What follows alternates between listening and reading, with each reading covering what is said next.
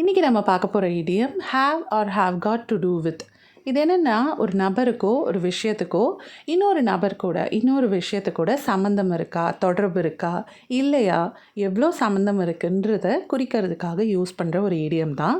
தமிழில் சம்பந்தம் தொடர்புங்கிறத எந்த இடங்களெல்லாம் யூஸ் பண்ணுறோமோ பெரும்பாலும் அந்த மீனிங்ஸ்லலாம் இந்த இடியத்தையும் நம்மளால் யூஸ் பண்ண முடியும்.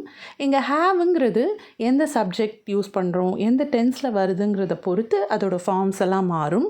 ஹாவுக்கு பதிலாக ஹாவ் காட் யூஸ் பண்ணுறது பிரிட்டிஷ் இங்கிலீஷில் ரொம்பவே சகஜம்.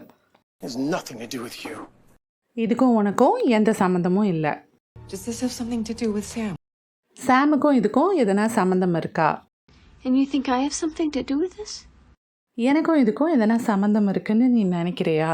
இப்போ படிப்புக்கும் அறிவுக்கும் சம்மந்தம் இல்லைன்னு இங்கிலீஷில் எப்படி சொல்கிறது? Education has nothing to do with knowledge. It has nothing to do with luck.